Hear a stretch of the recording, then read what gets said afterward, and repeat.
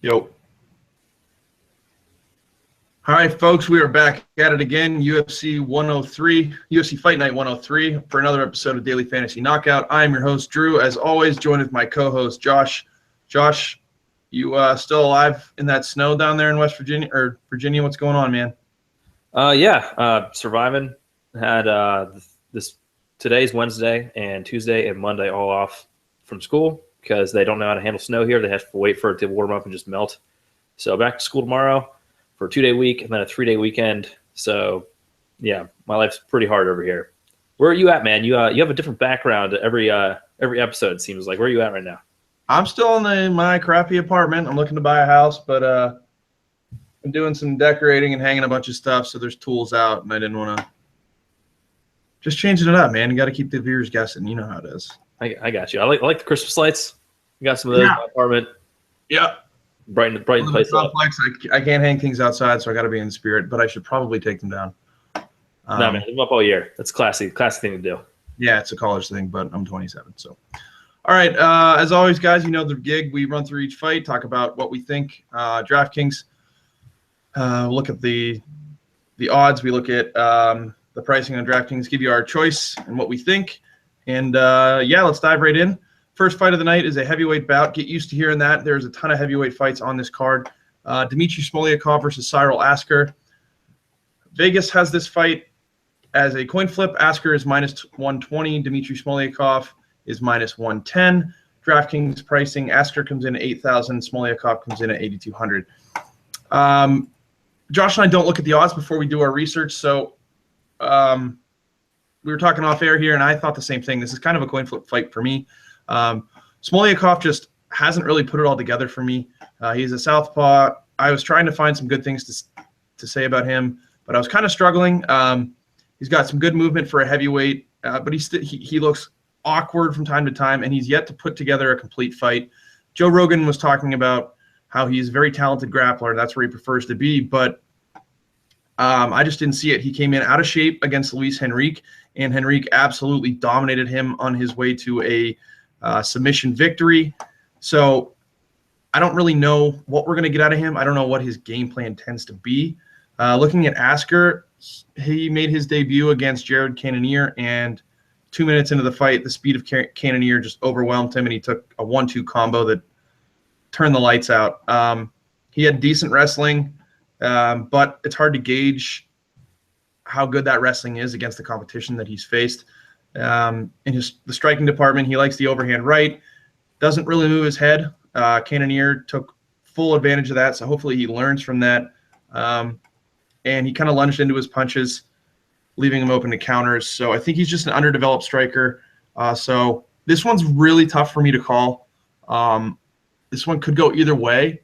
I'm not really confident in either guy because A, they're heavyweights, and B, they haven't really put it together and they're not super polished.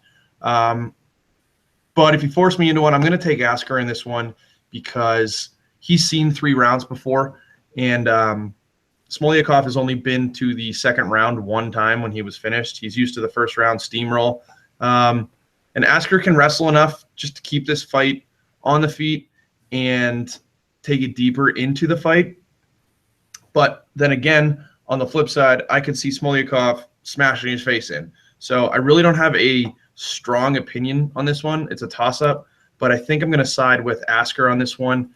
I see him weighing on Smolyakov, using his gas tank, get it to the late rounds of the fight, and I could see him finishing this fight later in the fight. Do you have any opinions on this? How much film have you watched on these guys? What do you think?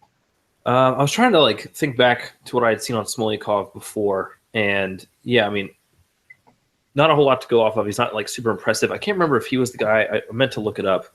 Can't remember if he's the guy who had been out of action for a few years before coming back to the UFC. Was that him? Smolyakov? Yeah. Does that ring a bell? No, I don't believe so. Okay. Anyway, what I remember of Asker is that he wants to throw hands, can wrestle a little bit, like you said,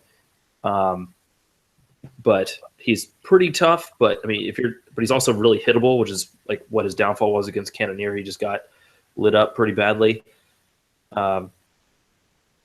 So yeah, I think that without like a really great wrestling game from Smolyakov, I think he's gonna have a hard time against Asker. But both dudes have pretty big holes in their game, so I think I think we can agree it's probably a GBP play.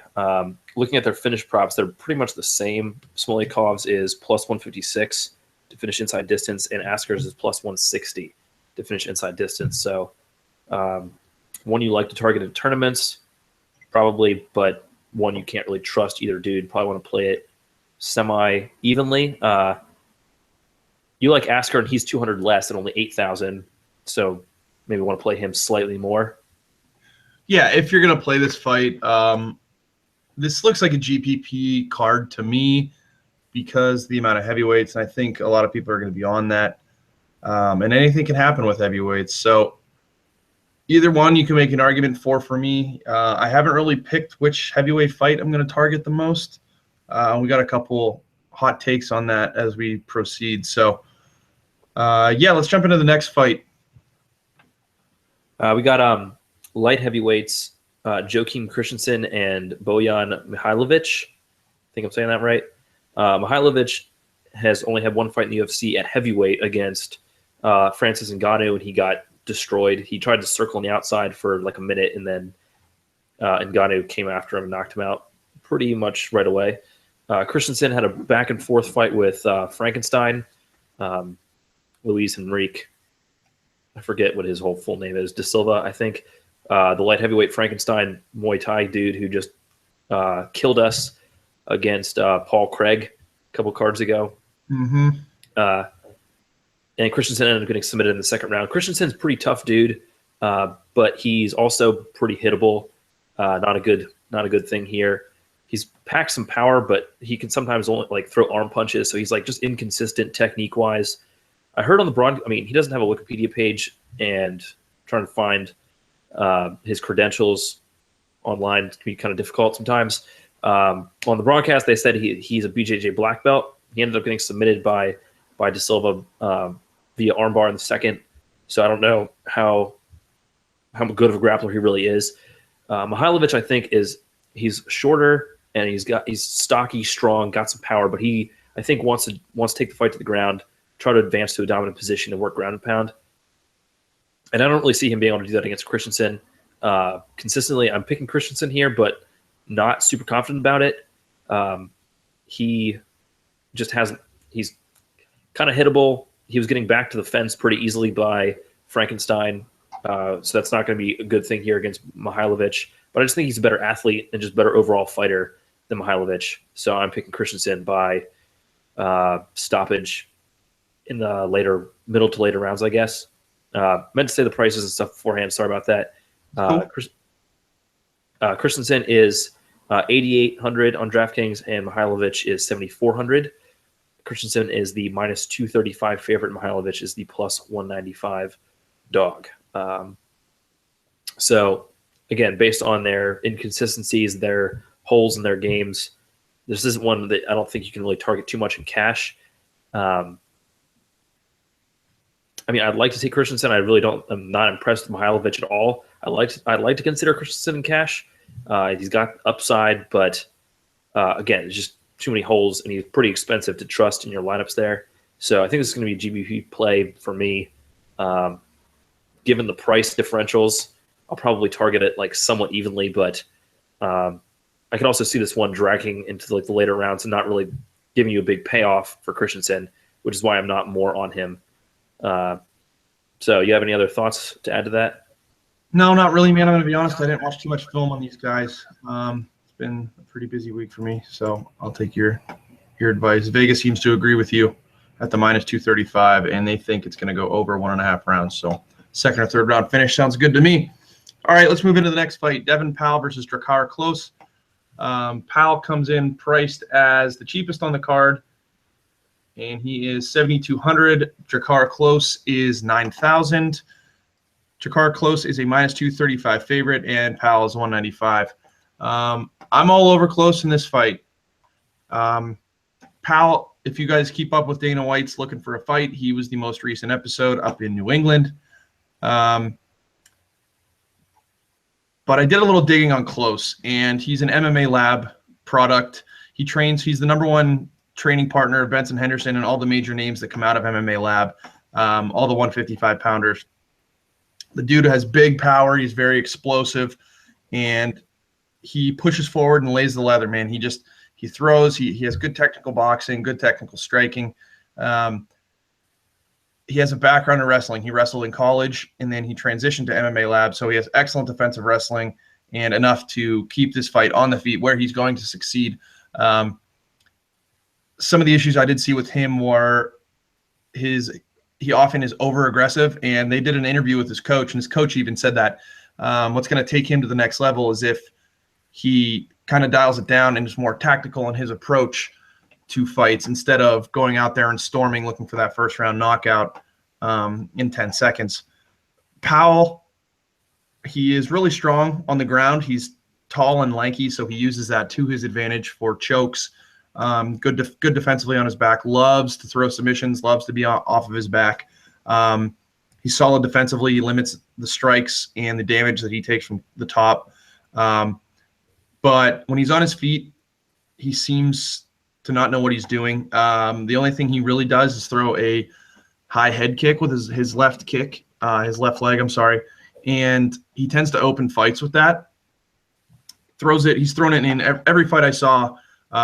He threw it once or twice, at least in the first round. So he likes to open up with that. But he's not very accurate with his strikes. And he fought a guy named Scott Jurgen, and Jurgen's striking was pretty bad. It was on the regional circuit. And Powell wanted absolutely no part of it. He cowered and basically just dropped to the ground and hoped that Jurgen followed him. And he had the same issue against Thomas Marcelino at World Series Fighting 31. So if you want to pressure this guy, that's where you're going to find success, and that is Close's game. So I see Close pressuring this fight. It's a terrible matchup for Powell because he struggles with the striking and the pressure somewhere, a department where Close thrives. So I'm all over Close in this one. I say he finishes this in the first round, early second. So I'm super confident in him. I'm going to be probably paying up for him in cash and GPP. I think he's a guaranteed. Well, there's nothing guaranteed in MMA. We all know that. But I think he's as close as it gets on this card, and I think he wins this fight in the first or second round. What do you think of his ownership? Are people going to be all over him because he's like a newcomer? They're not going to really be. Any thoughts there? He's a newcomer and rookie, so the average player that doesn't do much research, I think, is going to fade him because of his price tag. He comes in at $9,000, and to put that into perspective, on the old pricing, he would be about $10,800. That's pretty steep for a newcomer. But yeah, I don't know. I think he's a little underowned, and I think that's a good spot to exploit. I'm going to be all over him. I really think he gets it done. I don't see an avenue for Powell to win this fight. Okay. Vegas is in agreement with you here. Powell's inside distance is plus 392, while Close's inside distance prop is plus 167. So he's not quite a favored to finish, but pretty big favorite, pretty solid inside distance prop. So sounds like we like him there. Yes, sir. All right. So next we got the straw weights, Jocelyn Jones-Lybarger versus Nina Ansaroff. They are priced evenly at $8,100 each, but Ansaroff is the minus 140 favorite, and Lybarger comes back as the plus 120 dog. So there you go. Right off the bat, you have some value on Ansaroff, and I like that a lot. I think this is going to be her fight. It's kind of hard for me to see Lybarger doing much in this fight. She's kind of a boxer who isn't very fast with her hands or on her feet. She has a hard time closing opponents down. She really had a hard time finding Tisha Torres. And when Torres finally decided to turn up the offense, she just lit up Lybarger pretty badly. Same thing with Marcos. Marcos kind of hung around in the pocket a little bit more than Torres did. But she had a lot of success on the feet. What Lybarger wants to be able to succeed, Lybarger needs to kind of walk you down to the fence, and that's where she can really unload. But other than that, she's throwing a 1-2, and if you just kind of hop back out of the way, you're going to have a pretty easy time avoiding it. And I think Ansaroff can more than do that. Ansaroff is pretty solid hands herself, but she's a Taekwondo specialist. She's got a lot of kicks in her arsenal, and more power in her hands than Linebarger. Tough to say if she finishes here. Linebarger's pretty tough. But in any case, at that price, I definitely like Ansaroff. Let me see what their finished props are here. Jones Linebarger's finished prop is plus 487. And Ansaroff's isn't great either, but plus 397. So, again, getting some value on Ansaroff, but her finished prop isn't great. So I think Ansaroff's going to be a pretty solid cash play. I like her to win here. Don't want to say she's a lock necessarily, but I think she's a pretty good play. Linebarger, I think, I'm trying to remember where she trains out of. I think she trains out of a decent camp. Yeah, she trains. There's a bunch of MMA lab people on here, and Linebarger is one of them. So that is a good camp. But Ansaroff has made the move down to American Top Team with her girlfriend, women's bantamweight champion Amanda Nunes. So Ansaroff's going to be well coached also. So yeah, it's hard for me to see much of a advantage here for Linebarger. So give me Ansaroff in cash, maybe a small amount of GBPs. I'll probably be fading Linebarger for the most part. Any further take on that? No, I agree with you, man. You're on Ansaroff, you said. Vegas agrees with that. You're getting a favorite, so I like it. I can't complain. All right, let's jump into the next fight, which is Walt Harris versus Chase Sherman. Walt Harris comes in as a minus 135 favorite, priced at 8,700. Chase Sherman is a 115 dog, priced at 7,500. I'm going to be all over Harris on this fight. If you guys saw Chase Sherman's debut, first off, his nickname is pretty cool, the Vanilla Gorilla. In my dream world, one day he would face off against the Black Beast. I feel like that would be a pretty cool fight. But yeah, if you guys saw Sherman in his first fight, he fought Justin Ledet. They were both making their debuts, and the guy was a punching bag. He did show some quick hand speed and threw some feints. He's proven to have power in his hands. All nine of his victories have come by TKO or knockout in the first round. But that was on the regional circuit, and you're now in the big leagues. He was busted up by Justin Ledet. He seemed to forget that his head could move.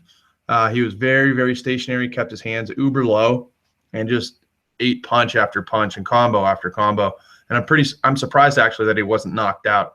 End of the first, he was completely gassed. I was questioning when I watched this the other day whether that was a combination of an adrenaline dump or the altitude fighting. I forget where they were. I forget where they fought. But I just think he's young, inexperienced. He's got a lot of defensive holes, and I think Harris has the ability to exploit that. He's really light on his feet. He's a southpaw fighter, super fast. His hands are fast, and he's come out in interviews, and his team says that he wants to be more athletic and faster than his opponents. And he's proven to do that. He's comfortable in slipping and ripping. He too, though, doesn't take his head off the center line when he's doing that. His boxing is solid. Not as technical for me as I'd like. He fought Abdurakhimov, and Abdurakhimov simply disrupted his advances and threw off his whole game with a simple straight right. He didn't really know how to adapt to that and get around it. And he didn't use his speed against Abdurakhimov. He kind of got suckered into his slow-paced fight, which he needs to learn to fight his fight and not fight his opponent's fight. Throws the occasional head kick, leg kicks to the body. But, he wants to stand, use his lateral movement, his speed and his power in his hands to keep this fight on the feet. He's got improved takedown defense. He has really good defensive wrestling and get-up ability. Off of his back, though, not too much to offer. And, yeah, that's pretty much it on him. So I'm going to go with Walt Harris in this fight. I see the experience factor coming into play here. Sherman, he's exciting. Yeah, sure. Likes to throw crazy fights, but defensively, he's a mess. That limited head movement, eating a ton of punches, that just bodes right into Harris's game.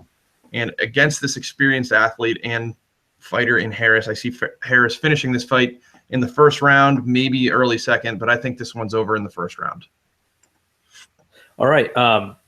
Just to follow up what you were talking about a minute ago, Sherman's fight with Ledet was in Salt Lake City. So yeah, the altitude is through the roof there, so gas tanks can be affected by that. I don't know if it was because of the altitude or, the UFC debut, the adrenaline dump that they always talk about. Let me see what the finish props here are. Sherman's is plus 249 to finish inside distance, while Harris's is plus 119. So that is a very good one. Harris probably makes it better. Sorry, we're on Harris in this fight. He's also a little bit like $100 cheaper than Christensen, and I think he's a just better overall play. He's actually surprisingly he's not that big of a favorite. Are those odds right? Yeah, wow. Yeah, I guess Harris has had a pretty disappointing UFC career. He's not been consistent at all, so he's coming in only minus 140. But it's hard I agree with you here. It's hard for me to see Sherman getting much done with his just chin up, throw bomb style. Right. Ready to move on? Yes, sir. All right, so next up we have lightweights, Tony Martin and Alex White. Tony Martin is pretty expensive at $8,900. Alex White is $7,300 on DraftKings. Tony Martin is the minus 280 favorite, and White is the plus 240 underdog.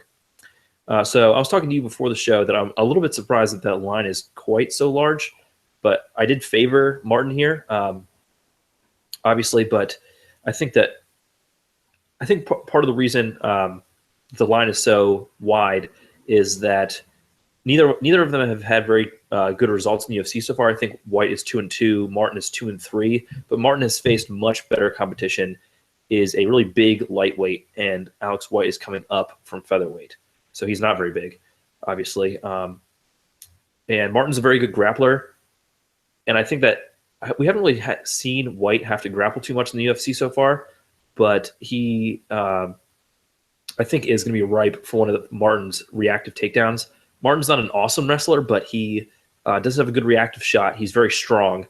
When he can get the fight against the cage, he can just kind of like pick you up and dump you. So I picked Martin here to get a submission or a pretty clear decision. But if the fight stays on the feet too long, White should be able to box him up. That's White's specialty, is the striking. But I mean, he was just able to outstrike Artem Lobov, who's not he's not Anderson Silva or anything, but he's a solid counter striker. And White more or less had his way with him. So if the fight stays on the feet too long, I would start to favor White, but I think Martin's going to be able to get to the floor and work him over there.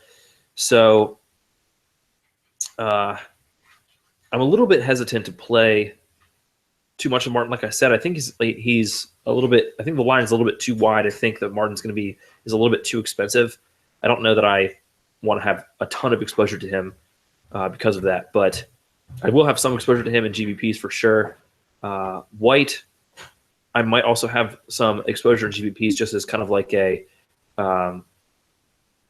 contrarian pivot play off of Martin's like really high price. I think you're going to get a little bit of value from White there. Not so much that I think you could play him in cash.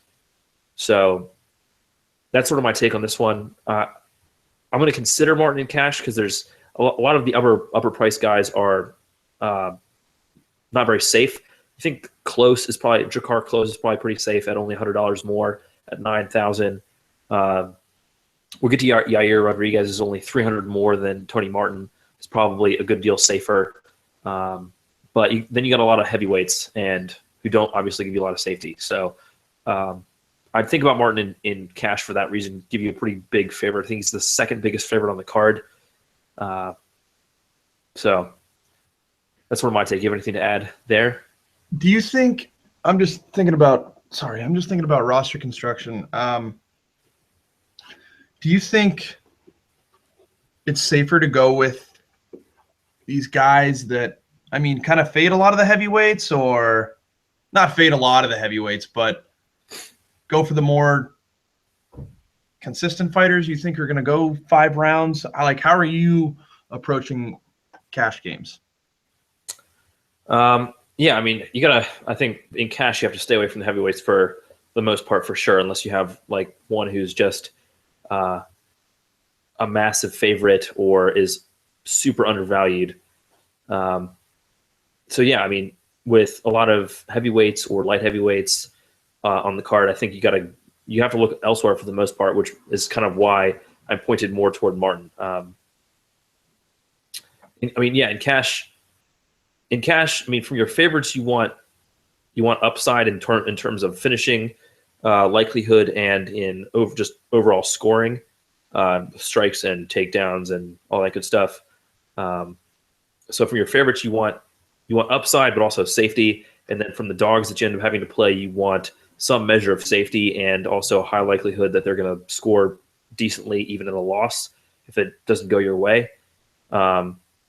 So we'll get to some, and also you're just looking for overall value. So we talked about Ansaroff as being a good cash play. She's just a value play, period. Who else is a value play? We'll get to some other ones shortly, but yeah, I mean, that's what you're looking for, I think, for the most part. Value, safety as much as you can get it, and upside where you can pay up for it. So you have anything to add to that? No, I was just picking your brain, man. Let's go to the next fight of the evening. It's a heavyweight fight, Alexei Oleinik versus Victor Pesta. This one's another coin flip for me, guys. I'm just going to go through both fighters. Oleinik, he's 50-10 in his MMA career. Most recently, he lost a decision to Daniel Omielanchuk. And before that, 2 consecutive finishes of Jared Rosholt and Anthony Hamilton. And before his UFC debut, he actually submitted Mirko Krokop. The guy is the boa constrictor. That's his nickname for a reason. His ground game is second to none in the division. 41 of his 50 career wins have come by submission. He doesn't even hide it. He immediately looks for the takedowns in his fights. He knows where he wants to win the fights. He's super heavy on top, and he relies on more sheer size and strength to establish position, and constant ground and pound. He throws as much ground and pound as he can to open up submissions and submission opportunities. And I would say he has a high pace on the ground at the opening or the first rounds of his fights. But despite having that dominant top game, he does and has proven in the past that he can eat shots, and was dominated in the first round. But in the second round, he got taken down again, and he reversed Oleinik and punished Oleinik and busted him up and bloodied him up on his way to a decision victory. Lastly on him, he's really strong in the clinch. He has excellent head position. He's constantly pressuring up against the fence, and throws big body shots and elbows and drops down for takedowns because that's where he's going to win the fight. Pesta, he trains with Alexander Gustafsson. He's lighter for a heavyweight. He's actually coming into this fight on 2 straight losses. He was knocked out by Derek Lewis and Marcin Tybura. Pretty wicked head kick by Tybura. He's light on his feet. Really good cardio for a heavyweight because he is lighter. So he could use that to his advantage to gas out Oleinik. He's a little tentative on his feet for me in his last 2 fights, especially. He wants to get the fight to the ground. He's most confident in his wrestling and his grappling ability. He took down Derek Lewis a few times early in their fight. He's also very active in top control. Strong grappler, strong up in the clinch against the fence, and same thing, commits to the takedown when he's in the clinch, and he neutralizes most heavyweights who just want to stand and bang, but that's not Oleinik's game. So similar style fighters for me. I'm going to side with Oleinik because their striking game is pretty brutal. Oleinik knocked out Jared Rosholt, and I don't think it was a very technically sound knockout. So I think this one plays out on the ground, and I'm going to give the edge to Oleinik due to his resume. Pesta's giving up some size to Oleinik, and I could see him getting submitted first, second, third round. I really don't know where. I could see that happening. On the flip side of this, I could see this being a snooze fest. I could see Pesta using his gas tank to wear down Oleinik as the fight goes on and grind out a decision. So one of those interesting theories Josh and I were talking about earlier, we mentioned it, was the possibility to fade a heavyweight fight. And a lot of amateur players on DFS tend not to fade. They don't really have the guts to fade a heavyweight fight because they think, oh, heavyweights, they're going to get knocked out. But I think this one has the opportunity to maybe go the distance. I think Oleinik is the only one that's going to finish this fight. So, I mean, I don't know the phrase. I'm trying to think of a phrase, but risk it if you want. But this might be one of those situations where I wouldn't hate if you faded this fight completely. So what do you think about that, Josh? I didn't go over prices, did I? Yeah, so Oleinik is 8,600 on DraftKings. Pesta is 7,600. But Oleinik is the minus 145 favorite, and Pesta is the plus 125 dog. So Oleinik is kind of expensive for where his odds are at, but he is looking at the finish props. Does have a much better finish prop. Oleinik inside distance is plus 127, while Pesta's is plus 449. So, like you said, if it's going to be finished, it's probably going to be finished by Oleinik. So, yeah, I think this is probably one where you might want to just go ahead and fade Pesta for the most part and maybe have a little bit of exposure GBPs to Oleinik if you can get that early submission that you were talking about that he has the potential to get, but not one of your typical like heavyweight bangers where they're just going to be throwing bungalows at each other until someone falls down. Am I right? Yeah, absolutely. I think this is going to be a grind amount affair on the ground, and I don't see much action on the feet in this one. So that's what kind of leads me to the thought of fading this fight. I haven't decided if I'm going to. I'm probably going to have exposure to both of these guys in GPPs, but in terms of like aggregate exposure to these guys, I don't think it's going to be a lot. Gotcha. So who we got next? It's me again. Frankie Saenz versus Augusto Mendes. Where am I at here? I just lost my spot, guys. I'm sorry. Yeah, while you're finding your spot, let me just hit the prices real quick. So we got Saenz is 8,300 and is the minus 145 favorite.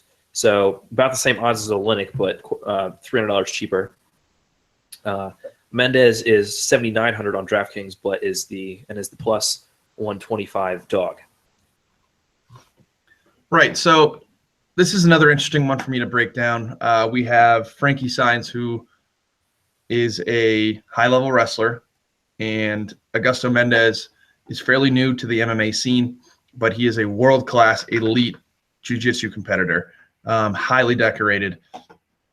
So I think I'm going to lean Saenz in this fight. Saenz most recently, I think he just lost to – who did he just beat? No, he lost to Eddie Wineland and Uriah Faber. Two formidable opponents there. So I don't think he's at that level. He clearly is not at that level yet. But I wasn't really impressed with his striking. He likes to throw some inside leg kicks, but he moves laterally a lot, and he really doesn't trade much on the feet. And especially against Eddie Wineland, he showed some defensive holes in his striking game. He pushes forward, tries to get his opponents up against the fence because he likes to grapple and wrestle. That's where we'll get to next. But some of the issues I saw there, when he does push forward, he tends to get countered a lot and get caught. And he did that against Eddie Wineland, and Wineland dropped him. Some of the other striking things that I saw out of his game, sometimes he winds up on his haymakers, doesn't really connect, doesn't really land much with his elbows. So he's not very strong on the feet. His wrestling, though, is his biggest strength. He trains with Henry Cejudo, who is an Olympic wrestler. He just fought for the title. And he's always busy on the ground with his ground and pound and top control. He's not super deadly because he is concerned with maintaining position, but he's got really good defensive wrestling. He's got really good top control, and he's a strong, heavy wrestler. He has good get-ups, and he's good reactive shots. Let's see. In the clinch, he's got good control. He throws a lot of knees to the body, good elbows off the break, and he's aggressive in the clinch. He fought Uriah Faber, and that was a complete mismatch in terms of skill level.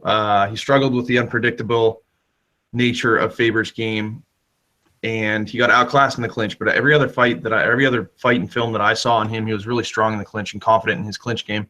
And this comes into a factor as well. He's relatively inexperienced in jiu-jitsu, but he's defensively sound enough with his wrestling to stay off of his back, and he's a good scrambler. Mendes, insanely decorated with jiu-jitsu, world champion, black belt at an elite level. His last fight, I think it was his debut, he got KO'd by the new champ, Cody Garbrandt. He's an average striker. It's about as good as you'd expect for someone that's only 5-1. It's not awful, but it's not very technically sound and very like one of his strong suits, I guess. Tends to telegraph some of his shots, lunges forward on his strikes before his takedowns, and can kind of get wild and aggressive because he's not really concerned with getting taken down. So with that said, interesting fight to break down. I'm not really sure how it's going to go. Both of them have questionable striking, and I'm probably going to give the slight edge to Sainz in that department. So continuing with that, I'm going to side with Sainz in this one based on his experience. I wish I had a stronger opinion. I just don't see how this. I see Sainz winning a decision here, and that's what I'm sticking to, man. Yeah, I think I agree with you here. I think Sainz is going to be able to use his is going to try to use his wrestling kind of in reverse to stay on the feet. If the fight does hit the mat, obviously Mendes is going to have a pretty big advantage. So I think what we end up seeing probably for most of the fight is kind of a shitty kickboxing match, and Sainz is probably going to have the advantage there. So yeah, I like Sainz here, but I think if one person was going to finish, it would probably more likely be Mendes, because if the fight ever hits the mat, he might be able to snatch something. So how do you want to play this one? Sainz is a little bit more expensive than like the straight even money. Mendes is a little bit cheaper. So what do you think here? Sainz a cash play, or kind of want to stay away from him? What do you think? Yeah, we discussed off the air that Sainz may be a cash play, but I'm just not confident in either one of these guys. Maybe some GPP exposure with Mendes because he does have that jiu-jitsu background, and he could finish the fight if it gets to the ground. But yeah, I'm not too confident in this one to play in cash. You're getting a little bit of value on Sainz. He's like a minus 145 favorite, like we said, and is 8,300. Not a ton of value, maybe a little bit. So I think there's probably more value elsewhere. We'll get to another value pick next fight. So we'll leave it at that. Yeah, that sounds good to me. All right. So next up, we got the main card. But before we get there, I just want to shout out one of someone who's viewing right now, apparently, because he tweeted at us. He said he was. David Bowen, also one of our Patreon pledges. So I want to thank the man, David Bowen, for doing that. And just take this opportunity while we're talking about Patreon to give our little plug on that. So on Patreon, you can find us at patreon.com/dailyfantasyknockout. And on there, you there are different like pledge tiers, and each tier's got its own rewards. And so if you pledge at a higher tier, you get that tier's rewards, but also all the rewards underneath it. So you can check those out. We offer rewards to our patrons. We're trying to raise money to help get better equipment for this and make this a better product, a better listening experience for our viewers and listeners. So if you could help us out with that, that would be awesome. And then you also get a pretty sweet reward in return. For instance, our friend Bowen, who's pledged at the highest tier, and he gets our cash lineup for every card. So pretty cool reward, we think. We use a lineup optimizer for our cash lineups. So you can get that reward if you pledge there. So check it out. Again, patreon.com/dailyfantasyknockout. And with that, shout out to you, Debo. Card. Did you have anything that you wanted to add there? No, I just wanted to say shout out to Debo. Thanks for listening. Yeah, man. Yep. Okay, so getting to the main card, we got Sergio Pettis and John Moraga. These guys are evenly priced at 8,100, but Pettis is the minus 135 favorite, and Moraga is a plus 115 underdog. So again, getting some value there on Pettis, kind of like you were on Ansarov. Pettis is obviously the younger brother of Anthony Pettis. His style is similar, but he's shown sort of different problems. I think he's 5-2 in the UFC. He's not the finisher that his brother is, at least not yet. He's got 5 decision victories, and the 2 times that he's lost, he's been finished. So he is usually winning the fights that he ends up losing. I think the one that he lost was one against Alex Caceres, and maybe his like second UFC fight or something. So he's still only like 23, super young. So we can continue to expect him to improve over the next few years as he enters his prime. And so he's on a 2-fight winning streak right now, but he's going against John Moraga, a former title challenger who's on a 2-fight losing streak. He's coming off a disappointing performance against Nicholas. I'm sorry. Blank on dude's name. Last name is Nicolau. Blank on his first name. But anyway, basically, so Moraga he lost to Joseph Benavidez, and this Nicolau guy who isn't very heralded, I think, was making his UFC debut. Matthias? Sorry? Matthias? Yeah, that sounds right. Thank you. They seem to be trending in opposite directions here. Moraga got power in his hands and he's really good on the ground from top position. He's got nasty ground and pound and some submissions. Off his back, though, he doesn't really offer much other than a guillotine. If that guillotine doesn't work, he is kind of lost. And he's not a great wrestler, so he doesn't end up in top position very much. Like most flyweights, he's a pretty decent scrambler, but he's going to get outworked on the feet for sure. Pettis, the younger Pettis isn't really a sniper like Anthony, who is looking for that kill shot. Pettis will just keep throwing volume, and that's sort of where he's run into problems in the past, is that he kind of got predictable in his that was one thing that happened against Caceres anyway. He would always look to slip the first punch and come back with a combo, and once Caceres started to pick up on that, he feinted and then countered Sergio's counters with this power shot that knocked Pettis down. So, but still, I mean, like you said, I think that was in his second UFC fight, I think. He's improving, coming a long way. Moraga just doesn't throw a lot of volume on the feet. That was sort of his problem against Nicolau, is that he just wasn't throwing enough, and ended up losing this like close decision that a lot of people were expecting him to win because he's just better, or like was expected to be better. So I kind of like Pettis here to just outwork Moraga pretty much everywhere. Pettis is a pretty decent wrestler, so if he wants to fight on the ground, he might be able to get it there. That's another thing that's kind of actually worked against Pettis, though, at times, is that it seems like he doesn't have awesome fight IQ. In his last fight, he was taking down Chris Kalides, I think his name was, who was a grappler for the most part, and his only chance was on the ground, and for some reason Pettis just kept taking him down when he's this vaunted kickboxer. So he might have some issues with fight IQ. If he runs himself into a guillotine against Moraga, that would be a problem, but I like him with the better striking, better wrestling, like him to get the victory there, and he's even money on DraftKings, so you like that. I'll probably be considering Pettis in cash. Moraga's finishing potential gives me a little bit of pause there, but let me check out their finish props real quick. Moraga inside distance is plus 390, so not very good there, but Pettis is plus 400, despite being the favorite. So this probably isn't one you want to target too much in GBPs. Maybe a little bit of exposure to Moraga because he is a finisher, and I think he's 5-4 in the UFC and has 4 finishes or something like that.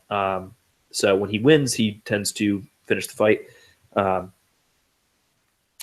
Pettis will probably be more of a cash play. He doesn't really seem like I'm gonna have to see him finish a UFC fight before I really start to target him in GBPs. What's with this, Matt? Man, why 2 losses versus 2 straight wins? Like, what was there an injury? My guess is they're trying to build Pettis up. He's got a name, he's got the look, he's got the exciting technique. Moraga looks like he's on his way out, so they're trying to get Pettis a big win. This would probably be his biggest name win to this point. He's fought, like I said, Alex Caceres, but he lost. He beat Chris Carriaso, who's I guess the biggest name on his resume right now. Which Carriaso is retired, and after fighting DJ, didn't really do anything. So trying to build up Pettis, I assume. All right, that sounds good. So next up, we got another main card fight: Court McGee and Ben Saunders. This is me again. Saunders is 8,400 on DraftKings, and McGee is 7,800. They are pretty even on the odds. Saunders is the -115 favorite. Court McGee is a -105 underdog. So pretty even money there. So again, you're getting a little bit of value on McGee, who's at pretty much even odds, but is a little bit underpriced, which is good. But I think part of the reason for that is that Saunders has the superior finishing ability. Court McGee is kind of like a meat and potatoes, high volume kickboxer, can mix in the wrestling. He can kind of do it all, but he isn't much of a finisher. He hasn't finished a fight since his first 2 UFC fights years ago. Every other fight since then has been a decision win for him or a decision loss. And I think actually he suffered his first knockout a couple fights ago against Santiago Ponzinibbio.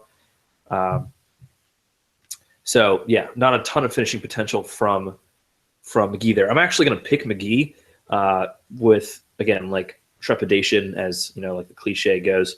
I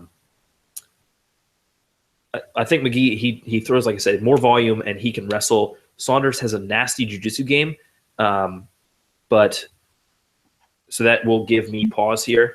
But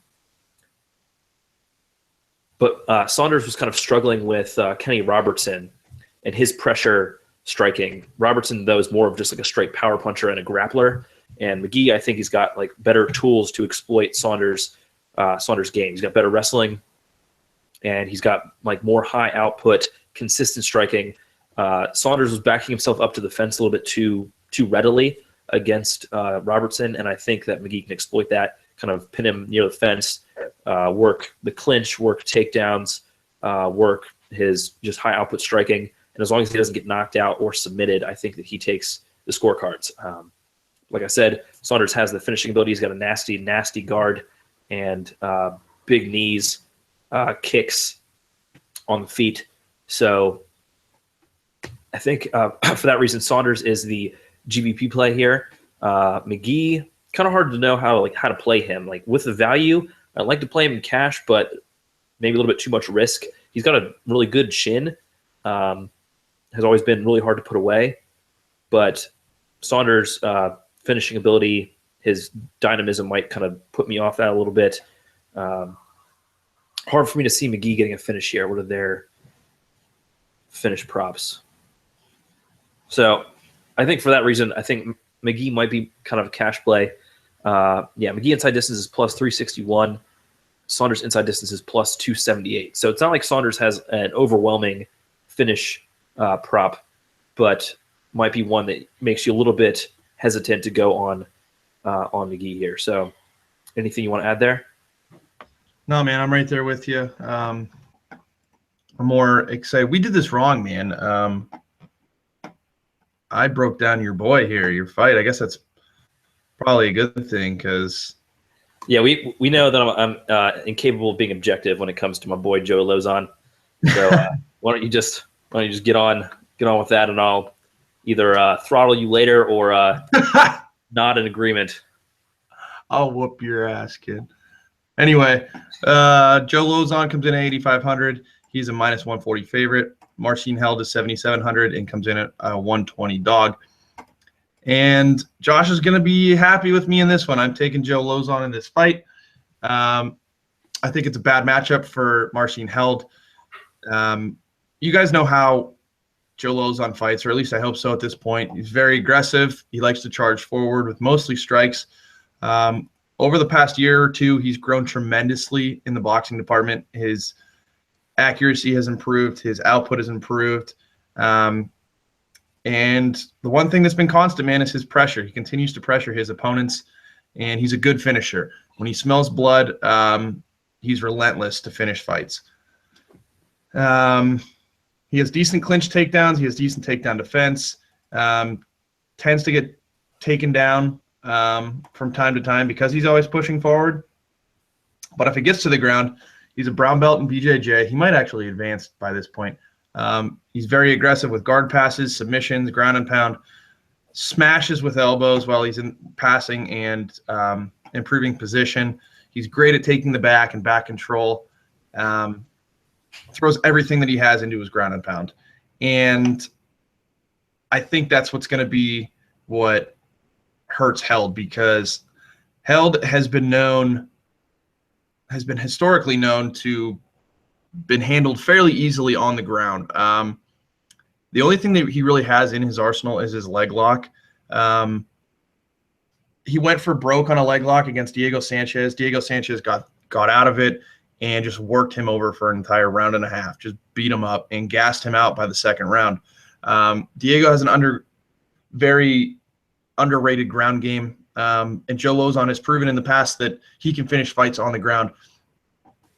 Let's look at Held's striking department real quick. He's an orthodox fighter. He's very eerily similar to Diego Sanchez on the feet.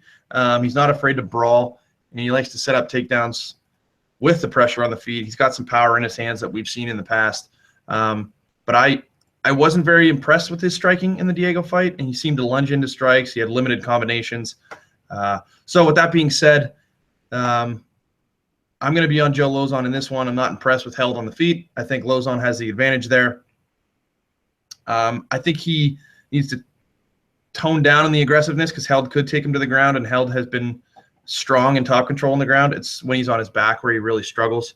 And historically, like I said, on his back, less than effective and very questionable gas tanks. So I see Lozon pressuring him in this fight.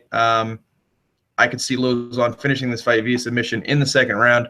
My attention, Held tends not to get finished, and so I could see this fight going to the decision, but I'm a Joe Lozon guy. I like the matchup here, so I'm going to say Lozon finishes the fight via submission in the second round. Any thoughts on that? You happy? Yeah, I am. I am a little bit concerned for this matchup. I think that I wish that Lozon was cheaper. He's about as the same odds as guys like Pettis and Frankie Saenz, but is more expensive than either of them, which I'm kind of disappointed about. If they were more closely priced, I'd be more on Lozon. But like you said, this fight doesn't seem like Held is hard to finish. He's a grappling specialist. So is Lozon, I guess. But I would be kind of surprised if this fight got ended in a submission either way, to be honest. Looking at their finish props, Held inside distance is plus 279, while Lozon inside distance is plus 359. So looks like if Vegas sees a finish for Held if this one were to end inside the distance, which is a little bit surprising, but we've seen Lozon submitted before. Granted, it hasn't happened in a long time, but he's been submitted by guys like George Sotiropoulos and stuff. But he's been in fights with great grapplers like Jim Miller recently. So I think this is one that ends up being a kind of a close decision, sort of similar to the Miller fight, though. I think that Lozon will have. I think he got robbed on the decision in his last fight with Miller at UFC on Fox 21 or whatever that was. When the last time that his last outing, I think he got robbed on a decision there. I think this fight kind of looks similar to that, but I think that rather than Jim Miller having the stand-up advantage with a more diverse striking attack, I think Lozon will have the striking advantage and the wrestling advantage. But I think the ground game is going to be pretty even. So I like Lozon by decision, but for his price, I don't know that I'm going to be targeting him too heavily. Held, though, for being 7,700. Could see the final bell here. What's the over-under here? Over-under at 2.5 rounds. It's at minus 170. So if he sees the final bell in a kind of a competitive fight where there's lots of scrambles on the ground, Held might be an okay play in cash if you need to pay down for him to pay up elsewhere. There aren't a lot of good – we were talking beforehand. There aren't a lot of good, cheap options in cash. You've got McGee, who's right there, who I do kind of like to actually get the win. But other guys who are at dog money for cash, there's not really a whole lot that I'm seeing. Yeah, literally none under 8,000 that I really like in cash, other than McGee and Held. So you've got some guys who are even money around 8,100, and then you've got McGee and Held who are a little bit less than that. But everyone else is like either a heavyweight or a pretty big underdog like Alex White or BJ Penn. So Held might be a cash option for that reason, that he can stick around in a competitive fight for 3 rounds. Yeah, I agree with you on that one. I think if you want to pay down in the cash game, he's probably one of your better options. But yeah, I like Lozon to take this fight. I agree. All right, let's jump into the main event, guys. I got a feeling this one's going to be quick, the analysis and the fight. I'm going to hand it over to the resident guru, Josh, to break this one down. Yair Rodriguez versus BJ Penn. Rodriguez comes in at $9,200. He's a minus 485 favorite. BJ Penn comes in at $7,000, and he is a 385 dog. Josh, break it down for me. Is this over in 1 round? Does BJ shock the world? What do you think? It's tough to really be able to like pick something positive for BJ until he shows something. And I think him showing something positive in this fight would be kind of the worst thing for him. He looked atrocious in his last fight, which was 2.5 years ago. That famous trilogy fight with Frankie Edgar where he came out on his tiptoes and looked just super weird. He was never a big lightweight. That was his best weight class that he had the most success in his career. He fought above that at welterweight, won a UFC title back in the day, also fought dudes way bigger than him throughout his career because he just didn't really like cutting weight or being in that great of shape. So the cut to 145 shouldn't have been that bad for him, but he'd never done it before. Before the Frankie fight, he was already like long in the tooth and kind of coming back from a semi-retirement at that point. And he looked drained from that cut.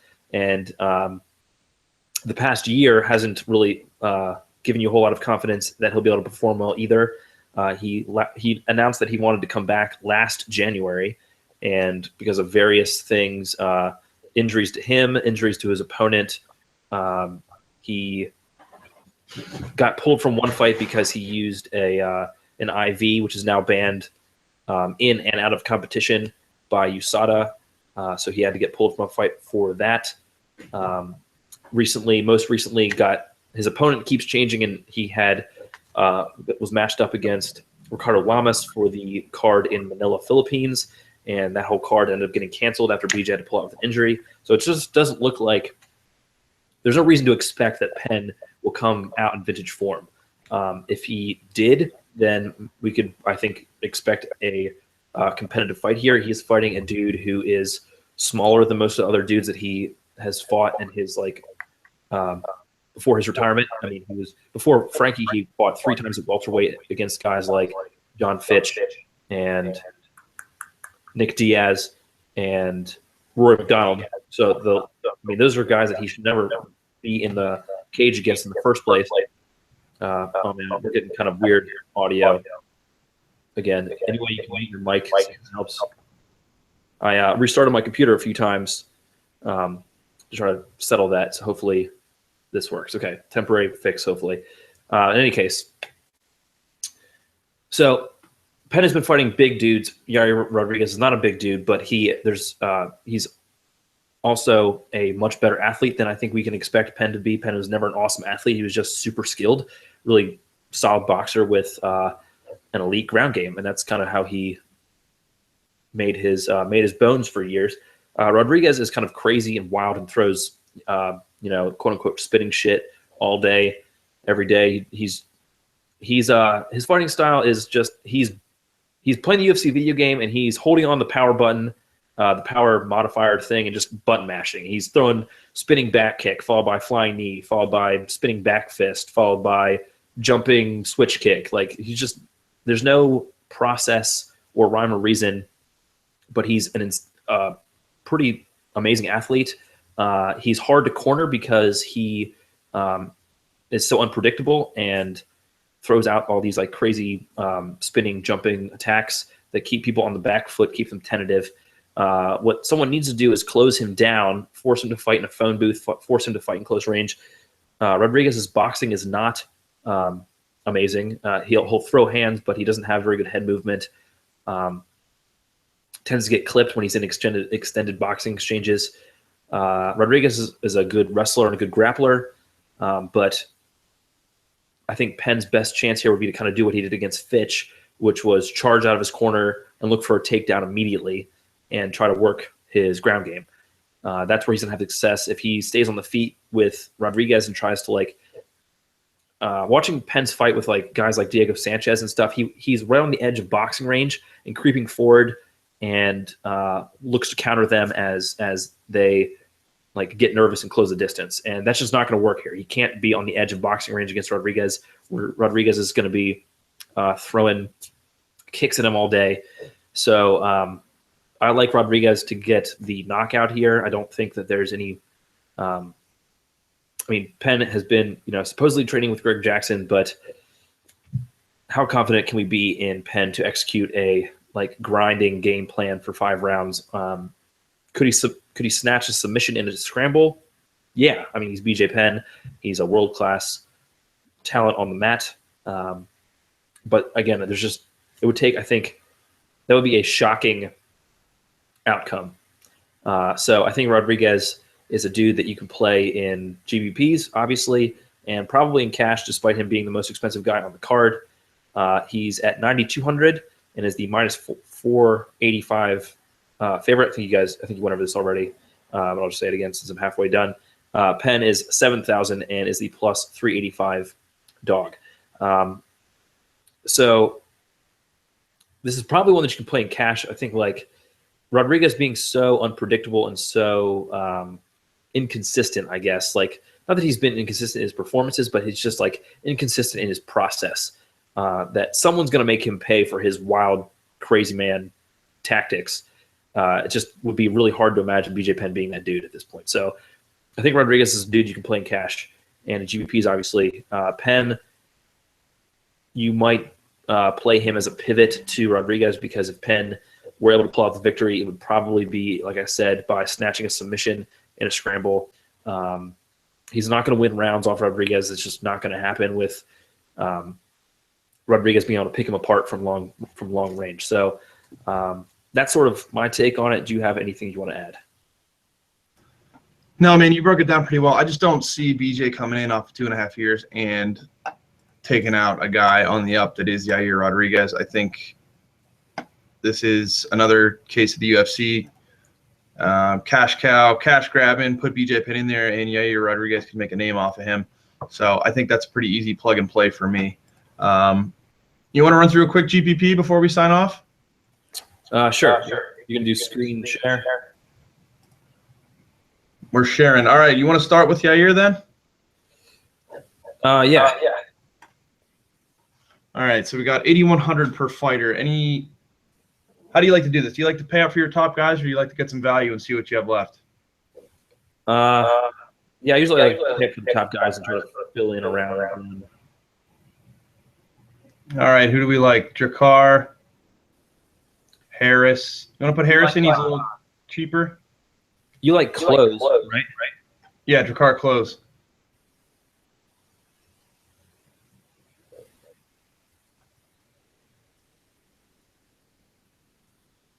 Why don't we throw Aspen in there?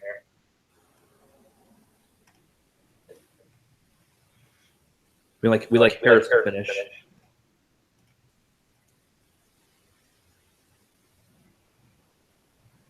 So we'll stay away from the other heavyweights, I guess. What else are we looking at?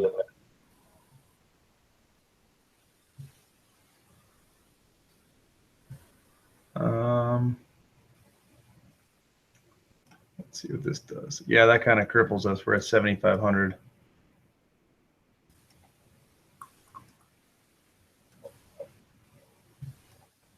Pettis,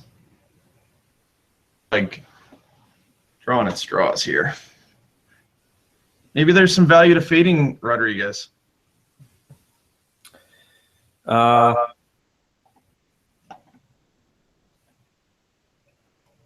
Yeah, possibly. I don't know. I see him getting it done early. Yeah. All right, let's throw in some others. Let's get this.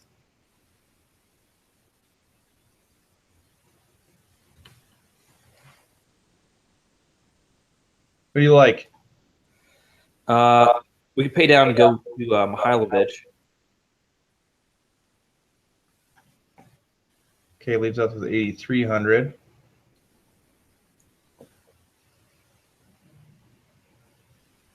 Who do you like? Harris or Close? Close. Okay.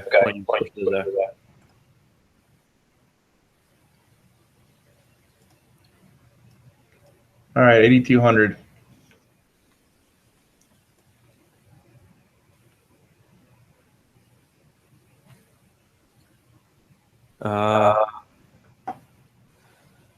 Guys like to finish. I mean, we do Moraga. I want him to win, but he can get the finish. 8,300. Signs. Pesta.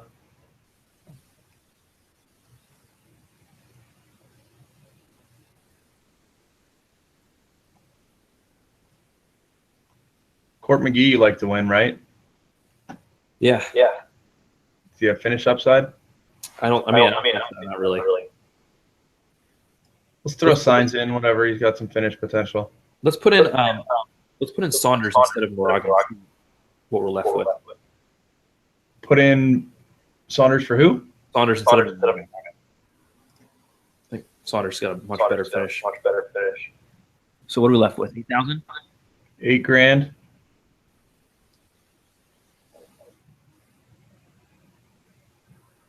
Pesta, Sherman. I mean, I'd probably side with Pesta on this one. Okay. And don't be afraid to leave some money on the table, guys, because these GPP tournaments, a lot of people are going to be on the same guys because it's so heavyweight centric. So yeah, try to differentiate yourself because I think that's what's going to take down a tournament. For sure. All right, guys, that's all we have for this episode. When are we coming back? We got 2 weeks until the UFC on Fox card with Shevchenko and Pete. That's right. Well, all right, guys. Thanks for tuning in. As always, follow us on Twitter at DailyFantasyKO. Follow me at Houdini16, WHODEANY16. Follow Josh at Stonewall MMA. Tweet us, like our stuff on YouTube, iTunes, Stitcher, wherever you guys listen. Give us a like. Give us a thumbs up. Follow Josh on Roto Grinders. Josh? Yeah, I'm going to have a blog coming out probably tomorrow, Thursday, hopefully, for Roto Grinders, Friday. How soon I get that on Sunday card, so there's a little bit more time there. So you can find that on Roto Grinders. All right, sounds good, guys. Thanks again for listening. We will catch you next time. Good luck this weekend. Enjoy your Sunday evening. Everybody should have off on Monday, so enjoy it. And hopefully we hit you guys with some good insights. You guys can take down a tournament. Peace.